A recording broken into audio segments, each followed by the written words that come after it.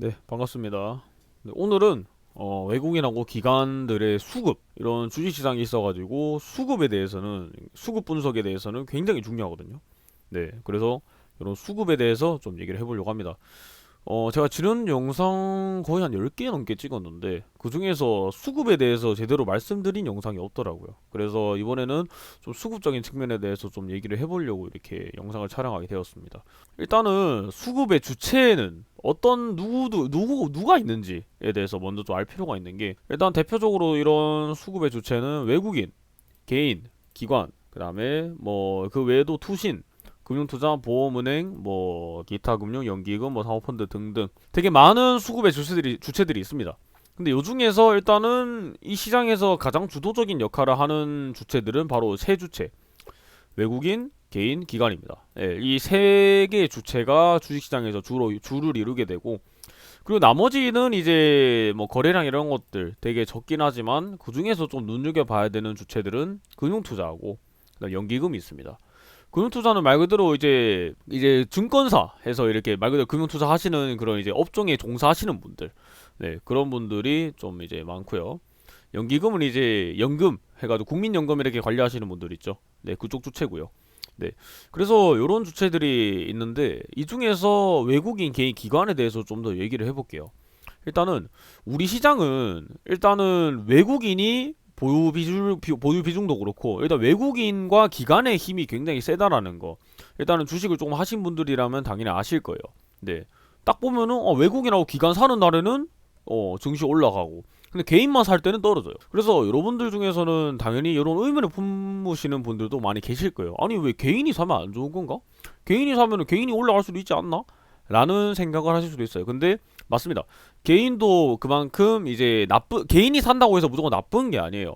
지금 우리 시장, 지금 이제 코스피 3200, 예전에 2000 몇에서 3200까지 끌어올린 거, 사실 전부 다 개인들의 유동성 때문에 올라온 겁니다. 예, 개인들이 그 풍부한 유동성을 통해 가지고 거의 뭐 외국인부터 해서 기관들 물량 다 받아내면서 이제 그런 자금 물량들을 다 흡수를 했기 때문에 다 받아내면서 증시가 상승을 했다고 저는 보거든요. 그럴 때 그만큼 개인들의 역할도 시장에서는 굉장히 중요하다라고 생각할 수 있지만, 근데 결국에는 외국인과 기관한테 이길 수가 없다라고 해야 될까요? 결국에는 시장에서는 외국인과 기관의 이런 파워가 굉장히 세다. 왜냐하면은 개인은 어쩔 수 없는 개인입니다. 네, 자금이나 이런 것들도 결국에는 개인. 그 다음에 정보력이나 이런 것도 결국엔 개인. 그 다음에 시장을 움직일 수 있는 그런 주체, 이런 거 자체도 개인이 하기에는 굉장히 어려움이 있습니다. 근데 외국인하고 기관은 그만큼의 정보력도 굉장히 다르고, 그 다음에 이 시장을 굴릴 수 있는 자본, 그러니까 그 자본 자체가 다르기 때문에 사실상 개인이 이 시장에서 이기기 힘든 이유죠. 정보력이라든지 자본력이나 이런 것들이 많이 부족하기 때문에. 그래서 일단 여러분들이 수급에 대한 이해를 하기 전에 이 시장의 주체를 먼저 알고 가시는 게 저는 중요하다 보거든요. 무조건 우리가 이 시장에서 이길라 하기보다는, 그러니까 이 시장의 정말 대장이 누군지, 어떤 주체가 이제 이렇게 힘이 센지를 파악하고 그다음에 그 주체에 따라 가지고 좀 더 유연하게 움직이는 게 이 시장에서 이기는 방법이라 생각을 하거든요. 그래서 제가 이 외국인이 우리 시장에서 얼마나 이 주도를 많이 하고 있는가를 좀 예시로 보여드리자면은, 네이버 증권에서 이렇게 외국인 이런 이제 보유 비율을 갖다가 이렇게 순서대로 나타낸 표입니다. 네, 네이버 들어가시면 볼 수 있습니다. 근데 여기서 보면은 여기 되게 우리들이 아는 종목들이 많을 거예요. LG전자 예, 우선주, 예, 보면은 외국인 비율이 84.71%.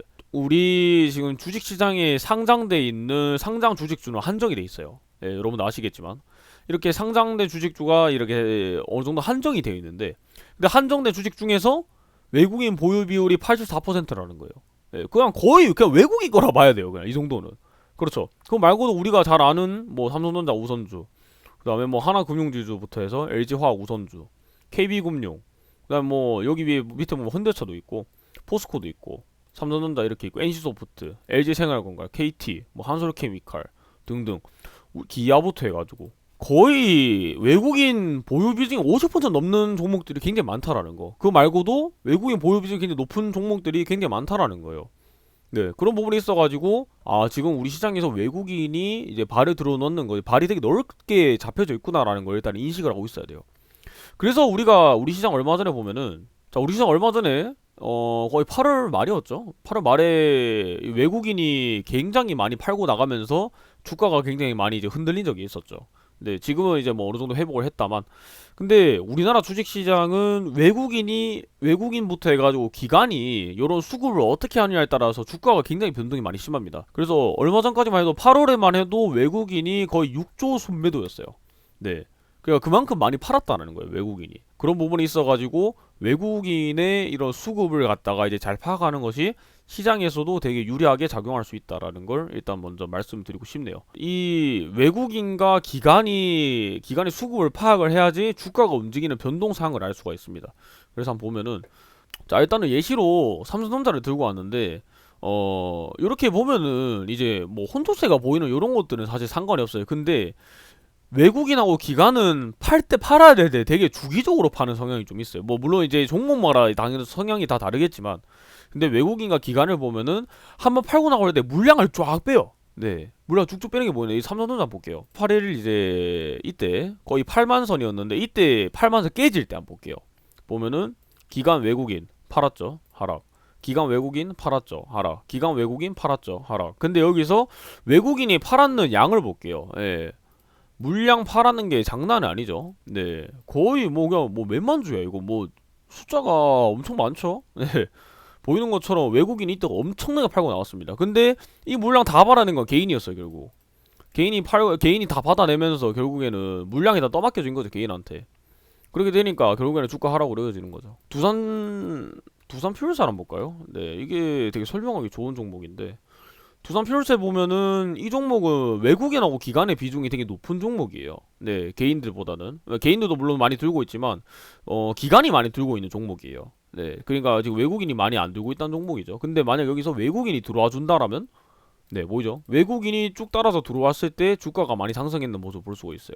쭉쭉 따라왔죠. 반대로 이런 개인, 아까 전에 제가 말씀 안 드렸지만 우리 주식시장에서는 사는 주체가 있으면은 파는 주체도 있습니다. 그러니까 주식에 아까 전에 방금 말씀드렸듯이 주식 상장된 주식 수는 한계가 있어요. 한정이 되어 있기 때문에 이 안에서 서로 갖고 팔고 하는 거예요. 네. 그렇기 때문에 사는 주체가 있으면 파는 주체가 있다라는 거는 이 수급에 있어서 기본입니다. 네. 기본 이제 사항이라고 해야 될까요? 그렇기 때문에 외국인과 기관이 어떻게 따라서 이제 매수를 해주느냐에 따라서 주가가 움직이는 게 다르다. 그래서 개인이 많이 사는 거에 대해서는 조금 이제 조심할 필요가 있어요. 예, 물론 이제 그 상황에서 기관과 외국인이 들어와주는 타이밍만 잘 맞춘다면 오히려 그게 오히려 기회가 될 수도 있어요. 네. 하지만 개인이 많이 사고 있는 종목들은 아직까지는 힘이 많이 없을 수 있다. 이런 것들을 알면 좋을 것 같아요. 자, 그래서 수급에 대해서 얘기를 한 뒤, 이 네 가지를 일단은 가장 기억에 놓는 게 이제 주식에서 굉장히 많이 도움이 될 거라 생각을 해요. 뭐 일단은 첫 번째로는 외국인과 기관의 수급은 차트에 큰 영향을 미친다. 첫 번째. 두 번째, 외국인과 기관이 연달아 매수를 해주는 종목은 시세를 줄 가능성이 높다. 이미 시세를 주고 있을 경우도 많아요. 그렇기 때문에 외국인과 기관이 이렇게 매수를 해주는 종목에 대해서 많이 좀 눈을 들여놓을 필요가 있다. 세 번째는 개인이 계속해서 매수를 해주는 상황이라면은 지금 들어가기보다는 외국인과 기관이 들어와주는 타이밍이 매수 포인트가 되겠죠. 그렇기 때문에 그런 부분에 있어서도 이제 수급 관리를 계속 해주는 게 중요하고요.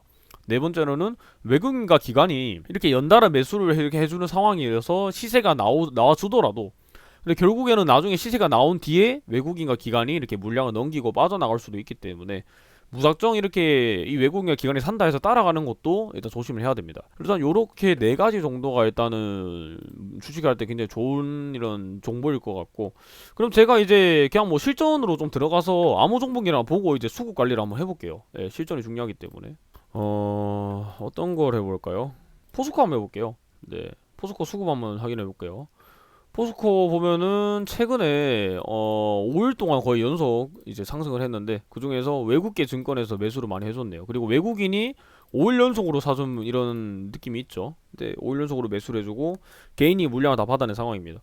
외국인이 사줬기 때문에라기보다는 이런 외국인의 수급이 들어와주면서 주가가 상승해주는 이런 모습이 보이죠. 그런 부분에서 일단 외국인의 움직임이 중요하다라는 거 일단 알 수가 있죠. 그다음 뭐 아무거나 다시 골라서 두 번째로 좀 여러분들이 아실 만한 종목들 고르는 게 좋겠죠. 삼성 SDI 한번 봅시다. 삼성 SDI 보면은 최근에 외국인이 계속해서 이제 따라와서 이렇게 매수를 해주는 모습이 보이는데, 근데 매수 양이 그렇게 많지 않아요. 예, 물론 이제 SDI가 물론 이제 주가가 굉장히 이제 높은 편에 속하긴 하지만, 그렇다고 해서 또 외국인이 쌍매수로 계속 들어갔다고 해도 기관이 계속해서 팔아주는 모습이 보이죠. 그런 모습을 보면은 이제 또다시 이제 외국인이 무작정 산다고 해서는 올라가는 건 아니다. 하지만 외국인이 계속해서 이제 연속적으로 매수를 해주는 거는 결국에는 좋은 포지션을 잡을 확률이 높다라는 거는 확실합니다. 네, 특히 이런 부분. 외국인이 이제 들어와주면서 이제 계속해서 주가가 상승한 모습이 보이죠.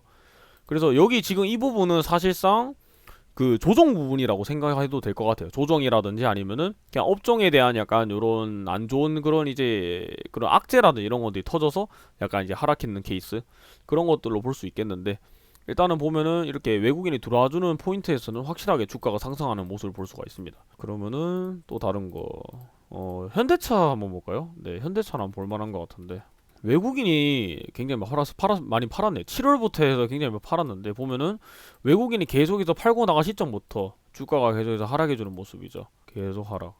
네. 상승해도 지금 여기 0. 몇 퍼센트 이런 것들은 전부 다 이제 기술적 반등이라 생각하시면 될 것 같아요. 그런 부분에서 외국인이 팔고 기관도 따라서 계속 나가주는 모습. 이렇게 외국인하고 기관이 계속 이제 같이 이렇게 쌍으로 이제 매도하는 그런 구간에서는 주가가 이렇게 하락할 수밖에 없습니다. 그래서 이런 부분에서는 아직까지는 현대차는 외국인과 기관이 아직 쌍으로 이제 들어와주는 포인트가 없기 때문에 아직 매수 포인트라고 잡기는 어려울 것 같아요. 네. 하지만 반등의 이런 추세적인 이런 전환은 나와 있긴 했는데, 황금선이 걸쳐주고, 요거는 이제 차트적인 측면이 이제 수급적인 측면에서는 아직까지 현대차가 이런 수급적인 측면에서는 이제 좀 외국인과 기관이 들어와주는 포지션은 아니다. 그냥 이렇게 생각하시면 될 것 같아요.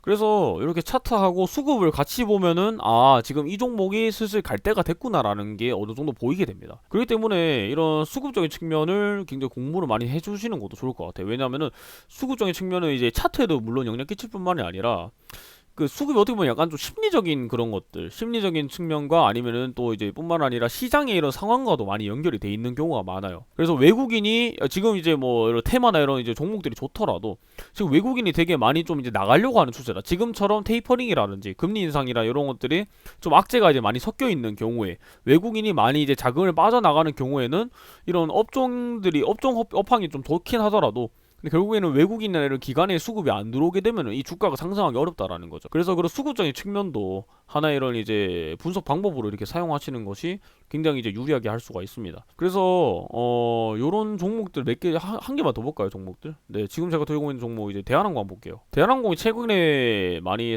이제 상승하는 모습 볼 수 있는데, 아니나 다를까, 딱 상승을 해준 포인트, 여기서부터 외국인이 계속해서 쌍으로 매수해준 모습, 기관도 같이 매수를 했죠. 이 부분에서 대한항공이 굉장히 올랐다라는 거. 오늘 9월 3일 당일도 외국인 기관 프로그램까지 해가지고 굉장히 많이 샀습니다. 그래서 이런 부분, 외국인이 들어와주는 이런 타점, 외국인이 한번 들어올 때는 이 수급을 한 번 받는 게 아니라 이렇게 쭉 들어옵니다. 계속해서 이렇게 들어와주는, 이렇게 연달아서 들어오기 때문에 이런 타점을 조금만 수급 관리 잘해서 타점을 잘 잡으면 충분히 이런 매수 포인트를 잘 잡을 수가 있는 거예요. 그래서 제가 말씀드리는 거는 이런 수급적인 측면을 확실히 공부를 하고 파악해 볼 필요는 있지만, 근데 우리 시장에서 주도하는 거는 역시 뭐다? 외국인과 기관, 특히 외국인의 이런 수급적인 역할이 시장을 주도하는 데서 굉장히 중요하다. 그래서 우리는 이런 기관과 외국인하고 이렇게 수급적인 측면에 있어서 맞서 싸울 게 아니라, 그냥 이 외국인과 기관이 이렇게 매수나 이런 것들 좀 더 이렇게 흐름에 따라가지고 우리가 그 파도 위에서 이제 물을 타는 느낌, 그 파도 타는 느낌, 그 파도를 갖다가 이기려고 맞서는 게 아니라, 우리는 이제 서퍼들처럼 이렇게 파도 위를 갖다가 이렇게 살살 이제 타고 다니는 느낌으로 이렇게 매수 전략을 이제 짜는 것이 이제 이런 시장에서 이기기에는 굉장히 중요합니다. 그래서 그런 수급적인 측면에 대해서 오늘 좀 얘기를 해봤는데, 다음 주에는 다시 이렇게 좀 시장 이런 이제 종목들 좀 더 이제 분석하고, 그 다음에 이런 시황 체크 이런 거다 하는 측면으로 가보려고 합니다. 네, 그동안에 저도 이제 뭐 공부나 이런 거다 하다 보니 그렇게 했는데, 그래서 오늘은 이런 수급적인 측면에 대해서 살펴봤습니다. 네, 감사합니다.